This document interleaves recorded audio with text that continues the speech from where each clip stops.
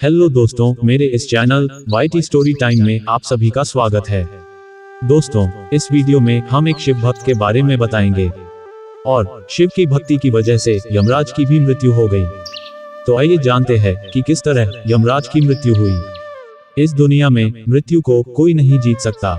स्वयं ब्रह्मा भी चतुर्युगी के अंत में मृत्यु के द्वारा परब्रह्म में लीन हो जाते हैं, लेकिन भगवान शिव ने अनेक बार मृत्यु को पराजित किया है, इसलिए वे मृत्युंजय और काल के भी काल महाकाल कहलाते हैं। ईश्वर के प्रिय भक्त का स्वामी स्वयं ईश्वर ही होता है, उस पर मौत का भी अधिकार नहीं होता है।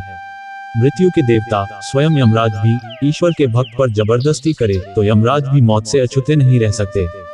ये प्रसंग कोई काल्पनिक नहीं है, बल्कि महान शिव भक्त राजा श्वेत के जीवन में घटित घटना पर आधारित है।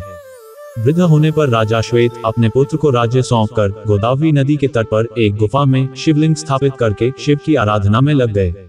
श्वेत को न तो कोई रोग था न ही कोई शोक, इसलिए आयु पूरी होने का भी आभास उन्हें नहीं हुआ, क्योंकि उनका सारा ध्यान शिव में लगा था। वे अभय होकर रुद्राध्याय का पाठ कर रहे थे और उनका रोम रोम शिव के स्तवन से प्रतिध्वनित हो रहा था। यमदूतों ने श्वेत के प्राण लेने के लिए जब गुफा में प्रवेश किया तो गुफा के द्वार पर ही उनके अंग शिथिल हो गए। इधर जब मृत्यु का समय निकलने लगा तो चित्रगुप्त ने यमराज से पूछा कि श्वेत की आत्मा को लेकर यमदूत अब तक क्यों नहीं आए। चित्रगुप्त की बात सुनकर क्रोधित यमराज स्वयं श्वेत के प्राण लेने के लिए पृथ्वी पर आ गए।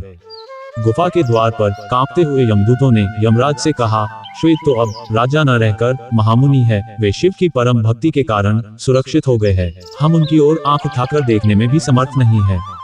यमदूतों की बात सुनकर यमराज पाश लेकर श्वेत मुनि की कुटिया में प्रवेश किया। श्वेत मुनि उस समय शिव पूजा में लीन थे।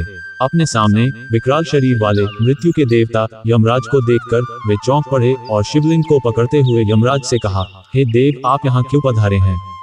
जब वृषभध्वज मेरे रक्षक हैं तो मुझे किसी का भय नहीं, महादेव इस शिवलिंग में विद्यमान है, अतः आप यहाँ से चले जाएं। इस पर यमराज ने कहा, मुझसे तुम्हें त्रिदेव ब्रह्मा विष्णु महेश में से कोई भी नहीं बचा सकता। शिव भक्त पर मृत्यु का आक्रमण भैरव बाबा को सहन नहीं हुआ और उन्होंने यमराज पर प्रहार कर दिया, जिससे मृत्यु के देवता वहीं शांत हो गए।